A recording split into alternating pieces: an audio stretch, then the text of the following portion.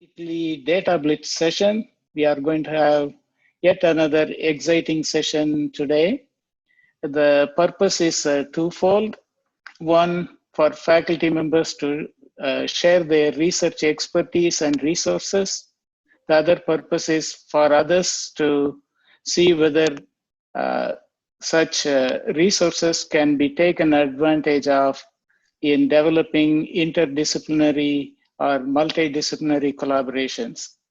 As you know, these days, funding agencies solicit proposals addressing complex problems, and complex problems require collaborative efforts.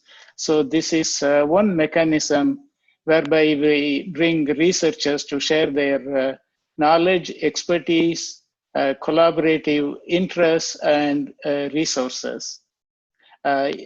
There are a few guidelines if you are new to present in this session. Each speaker is allowed 8 minutes. I will sound an alarm when 1 minute is left. And participants feel free to use the chat box to offer suggestions, comments, or collaborative gestures, or any questions you may have. We will make sure the presenters receive those comments or your questions. This session is going to be recorded, and the recording will be posted on our YouTube channel so that those who might not be able to attend today's session can have access to the information. So before taking too much of your time, let me welcome Dr. Andrea Ashley-Oyewole. Dr. Ashley, are you ready? Yes, sir, I am. Please proceed. Thank you.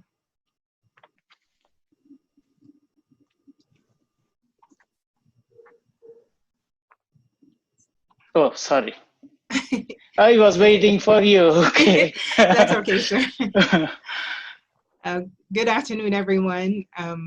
Today, without taking too much of our time, I just wanted to briefly explain what I've been doing so far, just to give you some insight in what my research interests are. I basically summarized everything that I'm currently working on. And the first two items are very closely related. And the reason for doing these is it's multifold, actually. My background is in environmental toxicology, so really I'm interested in how things affect human health.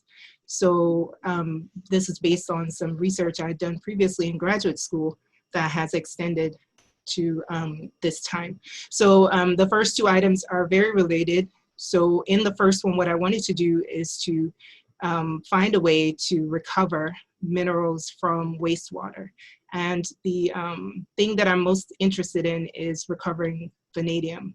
And not a lot of people know about vanadium. It's one of those elements that you don't hear very much about, but I think in the future, it will be one of those things that's probably going to be listed as a critical element or a strategic element. And there's a number of reasons why.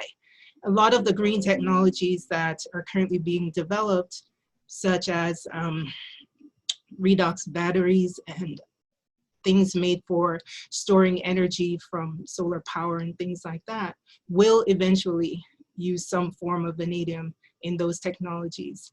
And the second thing is the fact that the American Chemical Society listed vanadium as critical element number 2. So basically what that means is sometime in the future, supplies of this element will, run short. So in order to offset that, I'm thinking that we should probably start working on ways to recover vanadium.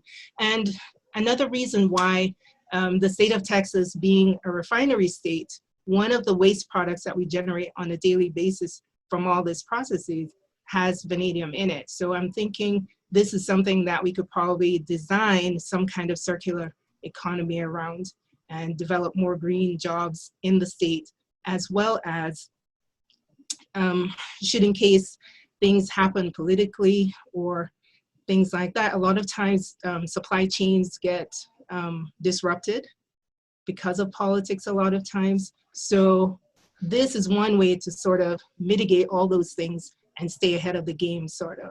So what I'm looking at is, number one, recovery of vanadium from wastewater. And then number two, what are those interactions that vanadium goes through once it's found in a mixture, for example. If we take a look at drinking water limits, you will notice that on those reports, vanadium is not one of the elements that is required to be monitored. And not only vanadium, manganese is another. And the research has already shown us that these elements have potential to cause bad health effects in humans. So the second part of my investigations, one, toxicology, and number two, to make recommendations as far as updating drinking water regulations. Then the third item, this is something that's not in the news very often as well, looking at waste generated from home health, not in medical facilities itself, because they probably have everything streamlined. There are plenty of regulations already on the books with hospitals and other healthcare facilities. But when someone gets home treatment, there really isn't anything out there to sort of provide guidelines to managing the waste that's generated there. Then the other reason for looking at this is the fact that COVID-19 now makes this a little bit more critical to have some kind of structure in home health servicing and how we dispose of waste in that. I had looked at this before as a graduate student, and it's not an area that many people look for, but now with COVID-19, when hospitals become sort of overrun with patients, a lot of what they do is to address the critical things and then send them home for the rest of their care. So with all this infected waste that's entering the municipal trash, then we have exposures that are probably going to happen to those people who collect the waste, those people who manage the landfills and things like that. So that's another reason for addressing those deficiencies in waste management policy in home health. And that's pretty much what I've been working on so far. We do have a lot of results that we have gotten in the first two items that are not presented here, but essentially the goal there is to highlight those small or trace amounts of metals that once they are found in a mixture, how does that affect human health, especially in populations that already have compromised health. So the population that I wanted to look at is those people who are already suffering from things like cancer and things like that. Research has already shown that exposure to trace amounts of some of these elements can actually make their situations worse by causing those tumor cells to proliferate a lot faster than what they should. So in other words, any treatments that these people are getting, if what they're consuming in their ordinary tap water is going to make things worse sometime down the line, then we have to be able to address those needs by fixing what is deficient in our drinking water policy. So that's the whole idea behind all of these topics. So that's it. I wanted to keep it short and straight to the point. So that's basically what I do. Thank you, Dr. Ashley. Any questions anyone may have? Because Ashley has spared us a couple of minutes. If you have a question or two, please feel free to ask her. Does she have a process to extract vanadium? That's what the first experiment is about. So we're using coffee grounds. So we're trying to find something that's sustainable, inexpensive, and sort of finds a solution for what to do with those coffee grounds that are just out there that end up in the landfill. So what is the process? I mean, how do you extract a it's vanadium? well, it's basically just adding the coffee grounds to the mixture. We leave it for a few days, and then hopefully we have some adsorption. We have seen small amounts so far with minimal treatment, just leaving it to sit for a few days, and then we separate, and then we analyze by XPS to see. So XPS really determines metal concentrations. So we dry the coffee grounds. Once it's completely dry, then we do XPS and SEM on it to see if we're able to adsorb any of the metals on the surface of the coffee grounds. Now, we saw with higher concentrations that we were able to do this, but when it got to the millimolar concentrations, then that part, we were not able to see a lot of the vanadium or the manganese on there. Dr. Ashley, are you looking for any particular collaborations? For example, in the School of Nursing or in computational biology? Yes, I am actually. And I do have a graduate student that I hope will do some of the computational biology for me. As far as the toxicology work, I have some results that I've gotten in earlier studies. So I know that there is some toxicological effect that will happen eventually. So what I'm hoping to do is to have someone collaborate with me to repeat those cell cultures and to vary the concentrations of the mixture and see what we find. Thank you, Dr. Ashley. You're welcome, sir. We will move to the next speaker. Is Dr. Fred Bonner. Dr. Bonner. I saw Dr. Bonner. Dr. Bonner? Okay. Yes, sir. Can you hear me? Oh, yeah, yes. Dr. Bonner, the mic is yours. Okay, thank you so much. Let's see here.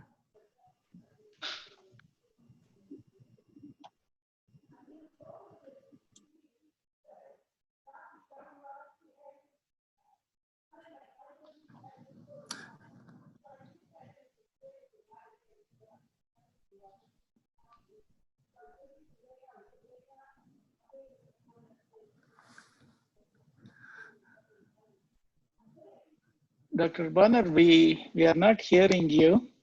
Okay, can you hear me now? Yes, sir. Okay, yes. So I was just waiting for the slide. Let's see here. I have your slide up.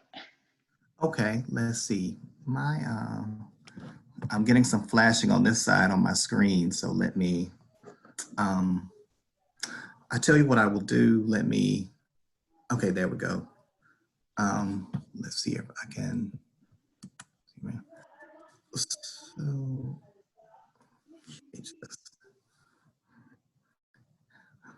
I'm sorry, just get 1 second.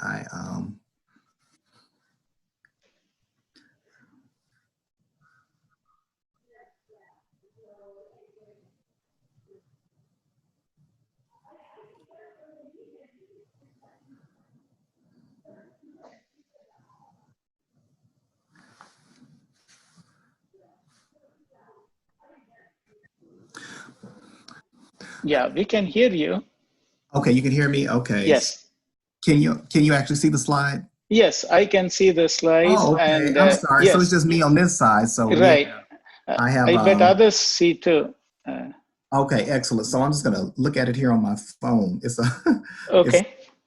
Yeah, I have a blank screen on my side. I apologize about that. Well, so this particular, this project focuses on an NSF grant. It's a broadening participation grant. The title is Models of Success, Identifying Factors that Contribute to Faculty Production of Minority STEM Graduates, Implications of HBCUs and Beyond. And the reason that this grant came about is that my field, my major field is higher education administration. However, but my undergrad degree focus on is chemistry. So I have a chemistry degree and have always been very, very interested in the experience, my own experience, starting there, but also the experiences of other students of color, particularly African-American male students.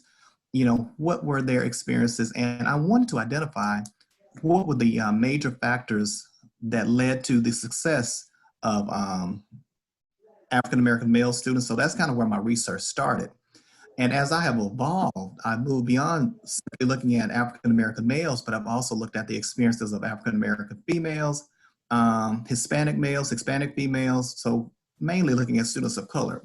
But this particular grant focused on what, from my research, I've identified that there are several factors that lead to Black students, African-American students being successful and being retained in STEM programs. And one of the the number one factor that I found that led to students being successful in STEM programs was a relationship with faculty members. So this particular grant looked at what is the role, what were faculty members doing to ensure that Black students, that all students, but Black students were being successful there in historically Black college and university STEM programs. And you will see, if you look here at the slide, one of the first references in that second tier, you see diverse issues. Diverse issues, they put out a issue each year that's called the Top 100. And what it does is it categorizes the top 100 producers of different populations in different areas, different fields. So in the field of STEM and engineering, we identified the institutions that were like the top producers of African Americans in STEM fields. And we pulled out 5 of those institutions, and mainly because of ease of access, being able to have a convenient sample to get to them. You will see here, so those 5 institutions included Tennessee State University, Tuskegee, Jackson State, Prairie View, of course, and Xavier University. So all 5 of those institutions were listed in the top 5 producers of African Americans in STEM. And what we wanted to find, if you look at our research questions, the first question was, what factors exhibited by STEM faculty support minority student persistence and retention? And those were our 2 main variables. We wanted to look at what were students doing to be persistent in their studies, being persistent to graduation. And we also wanted to know what were they doing, what were faculty doing to help them to be retained in these fields. So the second question, we also wanted to know what strategies the faculty implemented to effectively prepare minority students for graduate education and careers in the STEM workforce. So beyond looking at retention, persistence, but moving out of their respective programs, what did it mean to move into the workforce, and what were faculty doing to prepare them for the workforce? So if you look at the middle column, you see the research design, and I'm a proponent of mixed methods. I'm a qualitative researcher. I'm also a quantitative researcher. And I think the best marriage is when you pull together qualitative research that informs quantitative research and vice versa.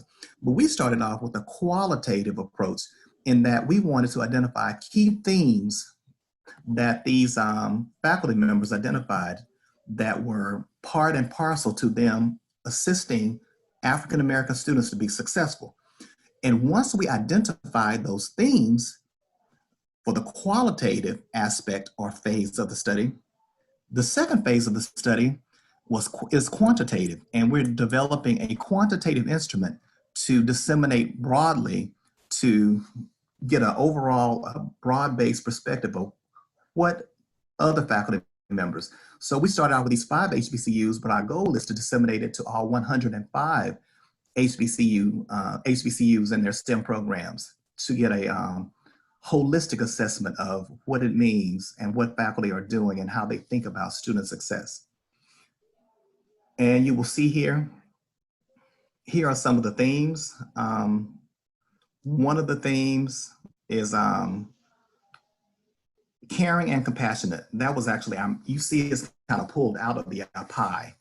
And that theme is pulled out because it carried a lot of weight, because across all of our faculty that we interviewed, one of the number one factors that they said that led to African-American students being successful is that they had faculty who were caring and compassionate. It was not just about their academics, but it was also about their holistic development. Who are they as people? Are faculty members trying to understand who they are, what their backgrounds are, what their challenges are, the environments that they come from, you know, their struggles with resources, their struggles with studying. So care and compassion was number one. But then you also see there are some other factors, and I won't go through all of them, but the top two were care, compassion, and also being approachable. Were these faculty members available? Could they, were they approachable? Could students feel like they could go by their office for office hours? Could they stop them in the hall? You know, could they engage them? You know, was there this notion that science faculty are standoffish and they don't want to be bothered? But they wanted to know that faculty members were approachable, and at any time they could access them to ask their questions and to get support, whether that's support about the academics or support about some of their issues that they're dealing with from a personal perspective.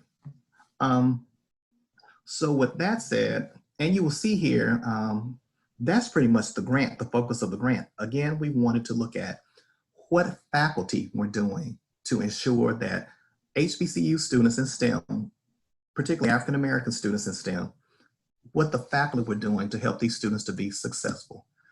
And you will see, if you look at the very, very top, this grant supports or undergirds the various vectors or our strategic foci. The vectors there, those vectors are the strategic foci that frame the Minority Achievement, Creativity, and High Ability Center. So each one of those vectors supports what we do, and you will see that this particular grant falls under Vector 1, Vector 2 is touched, Vector 3, and also Vector 6, if you go all the way down to business partners and corporate partnerships. Well, although this doesn't touch directly on business partners and partnerships, it is tangentially related in the fact that we want to know what faculty work with. There's my beep, and you still have a minute, Dr. Bonner, so please okay, continue. So in my waning minute, I just want to say that this particular study is very, very emblematic of the type of research that we are doing in the Mockery Center. So I would encourage all of the attendees, those who are listening, please reach out to us at the Mockery Center there at Prairie View. We are engaging in, I see a lot of what we're doing at the intersection of STEM and a focus on success among diverse populations. Because we're in HBCU, there is a primacy in looking at African American and Black students. However, we also have a focus on Hispanic students, Black and Brown students, and we also have a focus on some international aspects of looking at student life. I have one of our doctoral students right now. We're looking at what it means to be academically gifted and Black across the Black diaspora, particularly looking at gifted students in STEM in the US versus gifted students in STEM in Africa. So I'll stop there. Thank you, Dr. Bonner. Junior faculty members, please note that Dr. Bonner heads Mockery Center, which also houses a lot of sophisticated equipment for teaching and demonstration. And as you know, any NSF solicitation asks for both research and education. So if I were a beginning faculty member, I would approach Dr. Bonner for collaboration at any time, especially for broader impact and again, adding educational components. So please take advantage of the great resource we have. Thank you, Dr. Bonner again. Thank you for this invitation. I appreciate it. No problem. All right. Our next speaker is Dr. Marco Giles. Dr. Giles? Yes. Please proceed. Thank you, Dr. Chris. Good afternoon or good evening, everybody. As Dr. Chris said, I am Dr. Giles from the Department of Chemistry. I've been here since 2015, and I got a few projects to discuss with you all, but I'll give you, it's a brief summary and then two in specific. But my research background is synthetic organic chemistry, organic polymer chemistry, and polymer characterization, specifically including size exclusion chromatography and matrix-assisted laser desorption ionization mass spectrometry. So MALDI-TOF for short. Now, the two specific projects that I will cover with some preliminary data with you today includes the synthesis of amino acid conjugated macromolecules for metal conjugation in efforts to promote water purification and potentially antimicrobial, antibacterial materials. And working in collaboration with Karen Woolley from Texas A&M University and Robert Grubbs from Stony Brook University, as well as Dr. Quincy Moore here at Prairie View in the Department of Biology. The second project involves the investigation of disulfide containing aromatic polycarbonates with stimuli responsive healing and reprocessing capabilities. And basically, most of the projects that I'm undertaking in my group involves the usage or targeting bio-inspired materials for biological and environmental applications, and more specifically looking at bio-inspired polyester and polycarbonate dendrimers. Now, a dendrimer itself is a very highly branched and highly ordered polymer. The construction of a dendrimer has a stepwise synthesis as opposed to a linear polymer, which is only functionalized on two ends, the alpha and omega end. But dendrimers are composed from a multifunctional core where we have a series of functional groups which create branching and emanate from that core towards the periphery. And one thing that's special about a dendrimer that gives it a little bit of an advantage in certain situations over that of a linear polymer is that on the surface, you have a vast amount of functional groups which have the ability to tune or drive the physical and chemical properties of these materials. And these allow us to do different things with it. But particularly in my group, we're going to be using these for one project involving amino acid coated polyester dendrimers, where we're going to use these amino acids to kind of sequester metal from aqueous environments or give us the ability to transport metals into the body for antimicrobial, antibacterial activity. And the second project in B here, we're looking at redox active polyester dendrimers, which have a composition of both glycerol and cysteine or cysteine analogs, which is beneficial because it allows us to have a dynamic profile in that we can tune the degradation properties to release either from ester hydrolysis or from disulfide cleavage under reductive environments, such as with glutathione inside of the cell wall. And the third project with these branched materials includes the polycarbonate dendrimer, which looks like the more simple version of all the dendrimers that I've mentioned here so far. But the importance for this is not only that is bio-inspired, but it also has a more benign degradation profile in that the result of degrading these materials will only generate glycerol, which is a building block for carbohydrates, as well as carbon dioxide and small amounts of CO2 gas.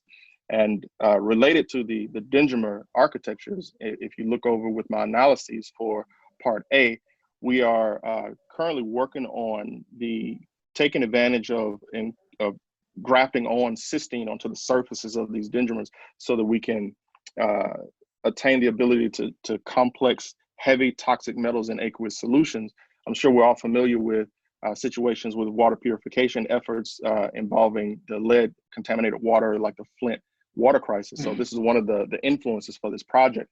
And I had a number of undergraduates and graduate students that have worked on this project so far. But what I'm showing right here is some preliminary data related to a model reaction involving two small molecules using propargyl alcohol, which has the terminal alkyne, as well as the all-natural cysteine amino acid.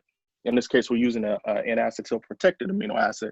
And the infrared spectroscopy spectra that I have down here show that this conjugation between these two entities is a quantitative and a successful reaction. But more importantly, the XPS curve that we have up top is indicating that we're able to take this material and expose it or introduce it to a lead contaminated water or aqueous sample and have the ability to complex lead and have it extracted from water.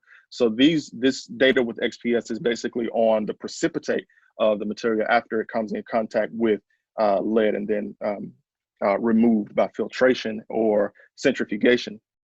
The second focus of my group involves the use of linear homopolymers for some similar and some different purposes. But in the very first one, we have these aliphatic polycarbonates, which are functionalized at each repeat unit using the same concept as the amino acid coated polyester, where we are grafting cysteine onto appropriately functionalized repeat units for these polycarbonates. And we'll still do the same test. We're trying to see if branching or architecture plays a bigger role in how much of the lead that we can actually complex and remove from the aqueous environment. Project E that we're focusing on involves aromatic polycarbonates with disulfides, which are incorporated with an in-chain or through-chain incorporation, where we're trying to show comparisons between these regular aromatic polycarbonates, more familiarly known as bisphenol A based polycarbonates, that has been found to be very toxic. It used to be something that was used for creating drinking containers, but because of the leaching capability and the toxicity of the material, then has often been removed as for that purpose. But polycarbonates have been used in a lot of arrays, a lot of areas, because of their hardiness is sort of easy to synthesize these for simple polycarbonates, but also they have a really good hardness that many like eyeglasses and shields and windows have been synthesized using polycarbonate materials. However, there is a deficiency with that material in that they have limited resistance to scratching or breakage. There's no or very limited possibility for reprocessing those materials after it undergoes any mechanical injury. And so that project is related to that. And so we'll speak on the analysis of that in just a second. The final project, or one of the finals that we'll discuss today, is synthesis of aliphatic and aromatic hybrid polyurethane materials, which we have again incorporated the disulfide moiety in the chain of these polymers, but it gives us the ability to make potentially polymers that can be spun into fibers and have sort of smart engineering plastics or specific types of fabrics that can be woven. So the analysis for Project E and what we've been looking at so far, we've synthesized a wide range of molecular weights based on polymerization with polycondensation and phosgene analogs, and we've created about 2,000 to 35,000 Daltons for the size of these polymers. But we have seen in E2 for the analysis, the thermal analysis, that these materials are pretty stable under high temperatures, maintaining full molecular weight or full mass at about 350 degrees, where we start to see the initiation for degradation, but they maintain at least 20% mass up to 550 degrees. So it's a lot of possibility in utilizing these for a range of applications, such as like coatings or temperature specific applications like underwater.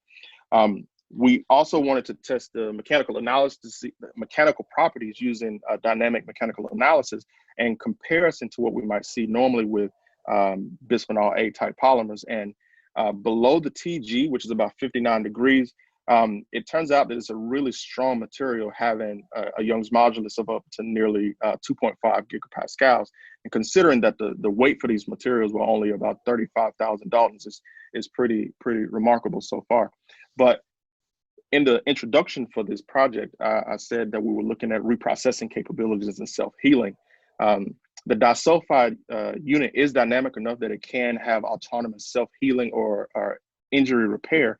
But when we tested this, we found that due to the rigidity of the polymer backbone, we don't see autonomous self-healing, meaning that it has to have some type of a catalyst or some stimuli to force the self-healing to take place. And fortunately, we had a processing bar that actually cracked in the middle of processing. And I took this material and we were able to subject it to the reprocessing temperature, which was about 60 degrees for 2 hours. And without using a heat press. Dr. Giles, yes, sir.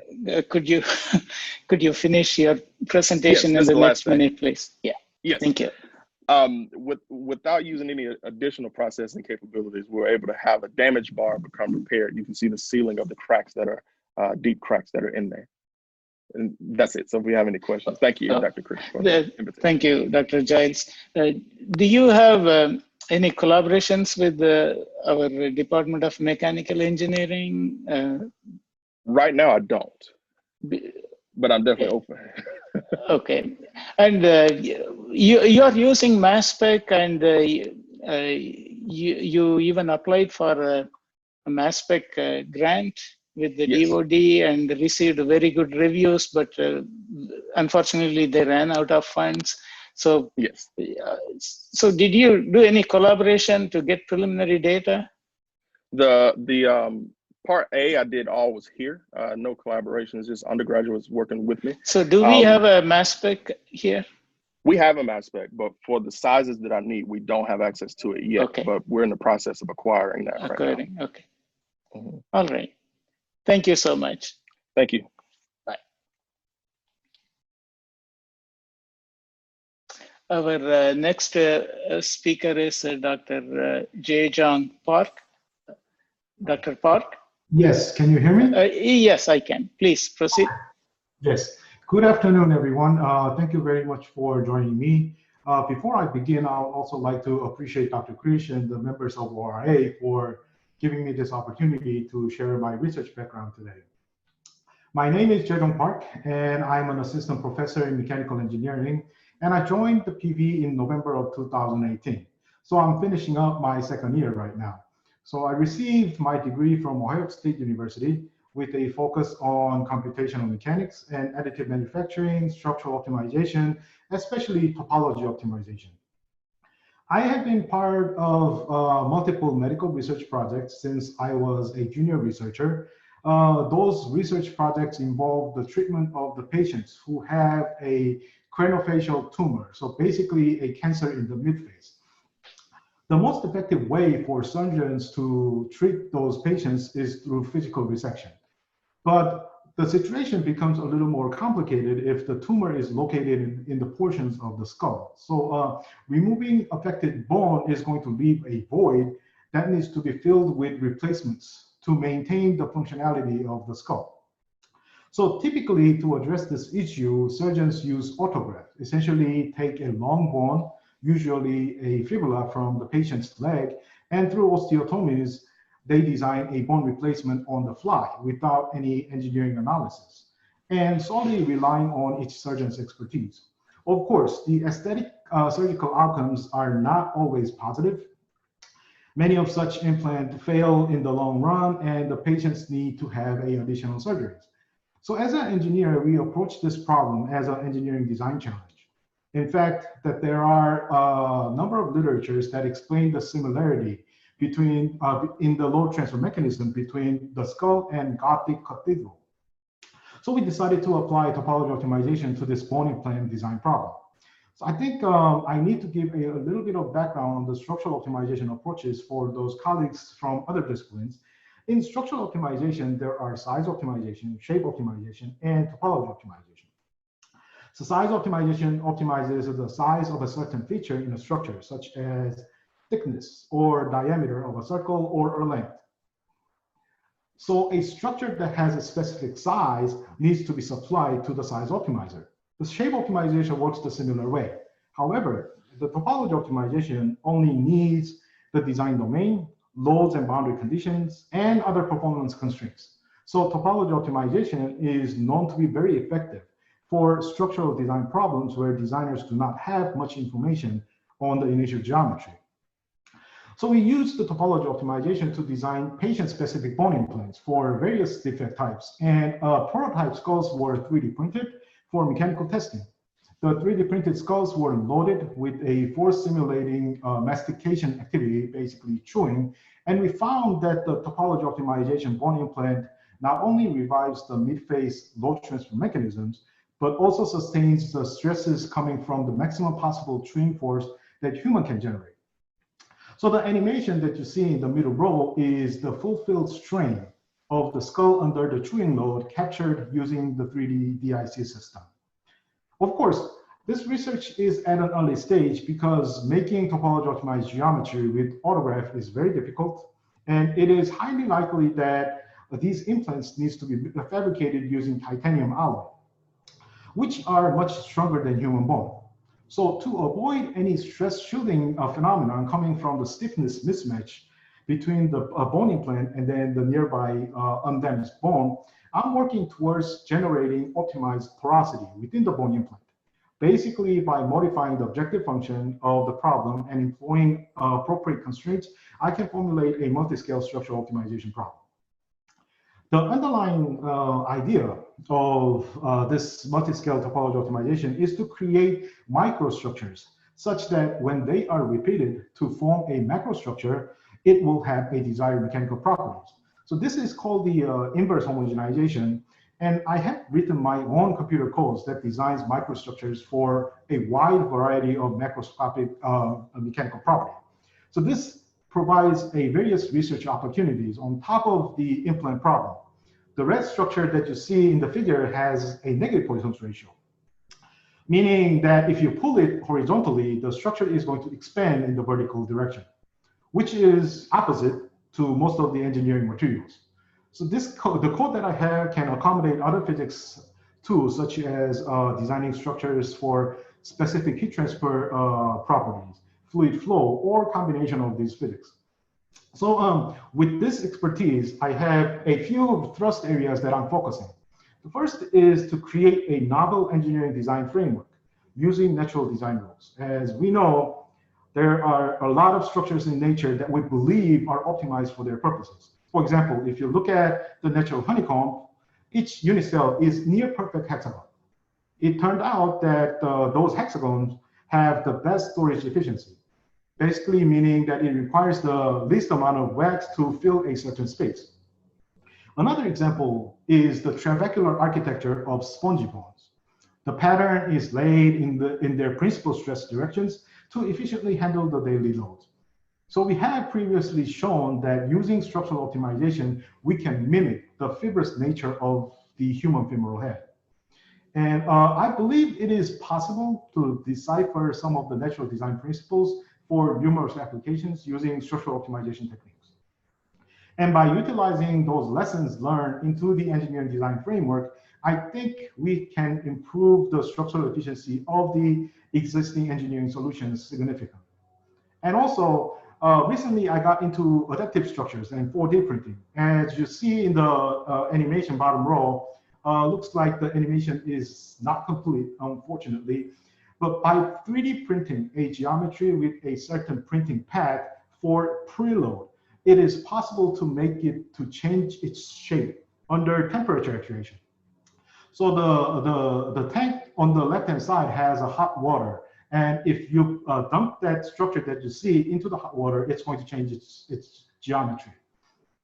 So this will allow the structure to change its mechanical property under different climate conditions, which can be used to produce functional parts for space operations, for example. So this will also provide opportunities for smart soft robotics, which can be used to either assist or augment human mobilities. And I think a large number of these robots can be designed to work mutually for many other tasks, as we saw in numerous movies. With that said, I am looking for collaborations with data scientists, machine learning experts, and tissue engineers for smart craniofacial implants project, and to overcome some of the CPU time issues with the current code that I have. So this is all I have prepared today, and please feel free to contact me if you have any questions or you see any collaboration opportunities. Thank you very much. Thank you, Dr. Park. Actually, we do have experts in data analytics, machine learning. So I hope you are in touch with those experts. Yes. If not, we have one of those experts who is going to make a presentation right in this data blitz session. Of course, yes. All right. Thank you. Thank you. Our next presenter is Dr. Yuhao Xu. Dr. Xu? Yes, I'm here. Yes, please proceed. Yeah, thank you, Dr. Krish, for this opportunity, and good afternoon, everybody. My name is Yuhao Xu. I'm an assistant professor in mechanical engineering, and I joined ProReview in fall 2018.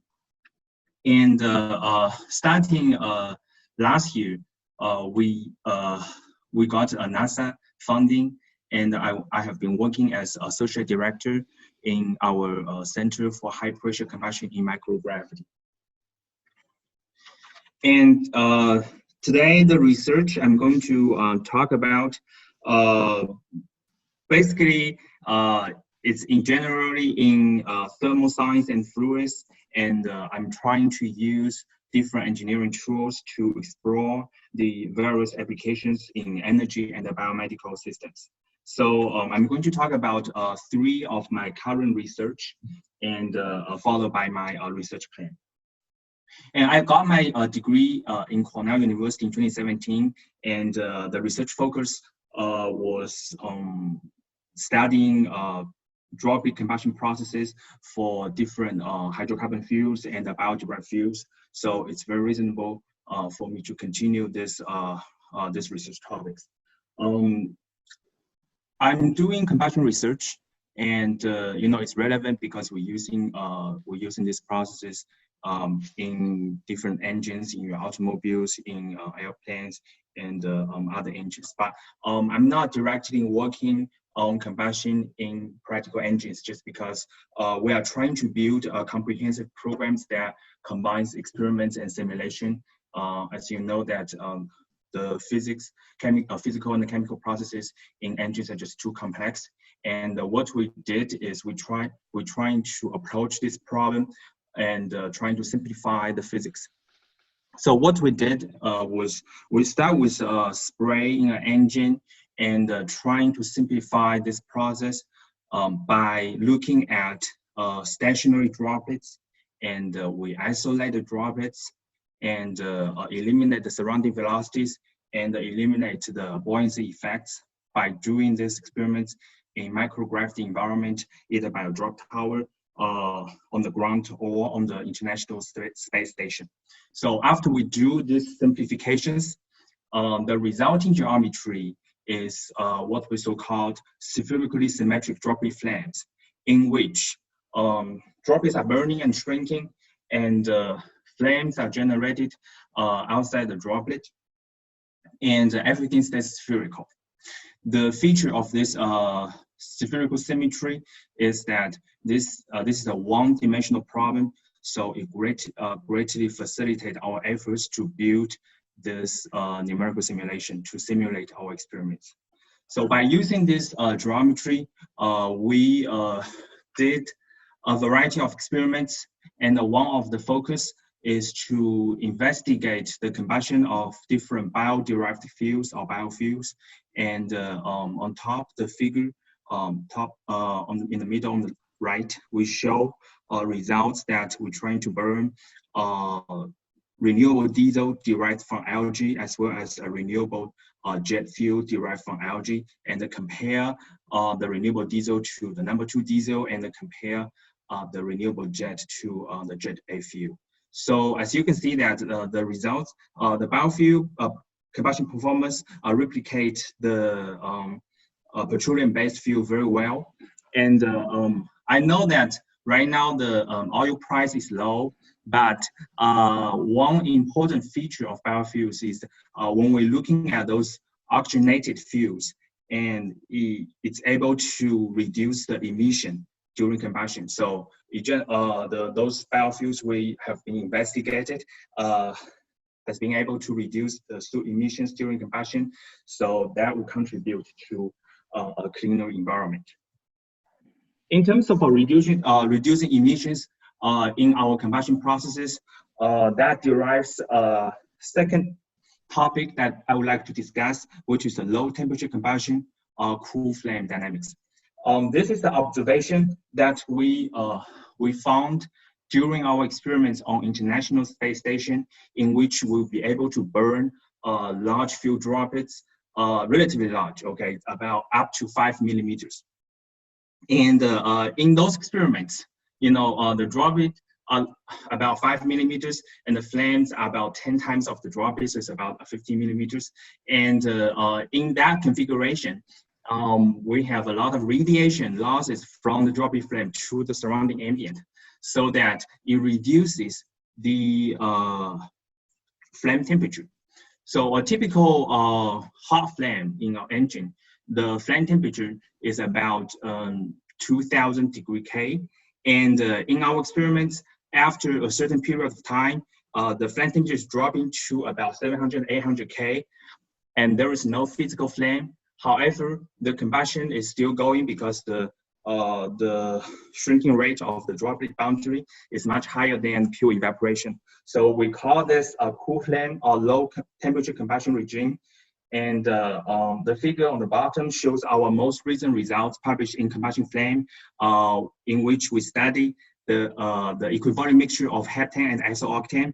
And our experimental observation was verified by a detailed numerical modeling, where we were able to replicate the evolution of the droplet. And a good feature of the combustion combustion simulation is we can predict the flame temperature because we don't have current capability in experiments. That's all I want to say about combustion. And I also do research in fluids. And one important area that I've been interested in is to exploring the application of microfluidic systems in different biomedical research.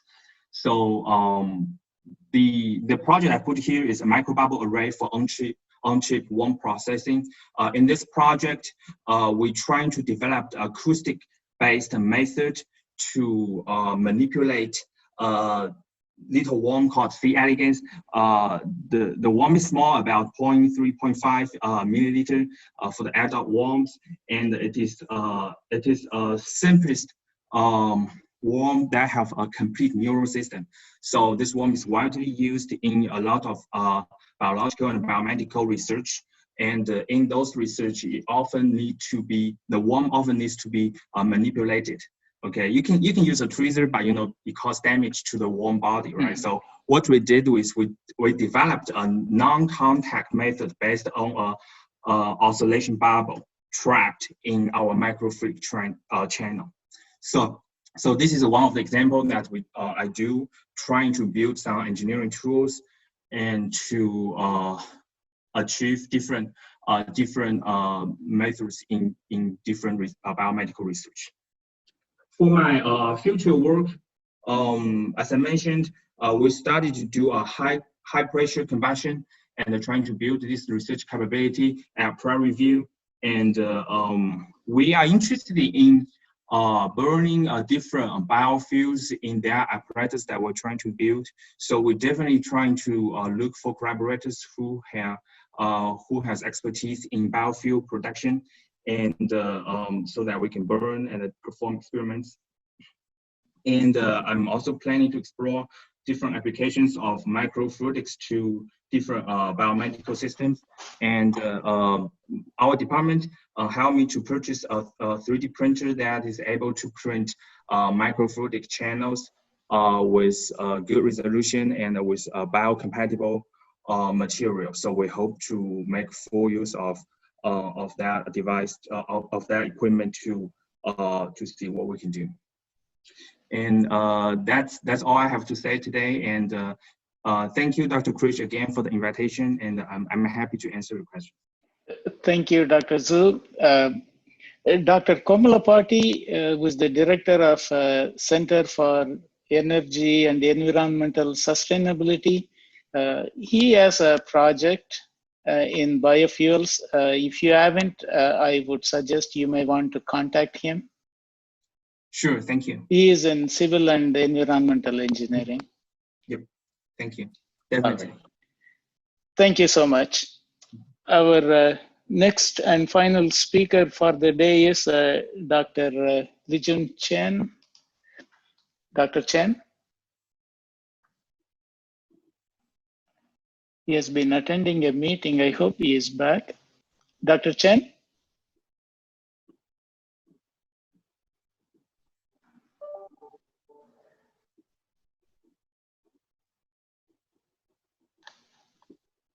Dr. Chen,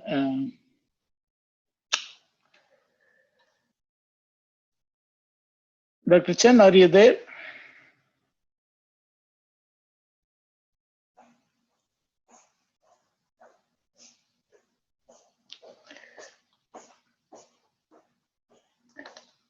He's still in a meeting, I suppose.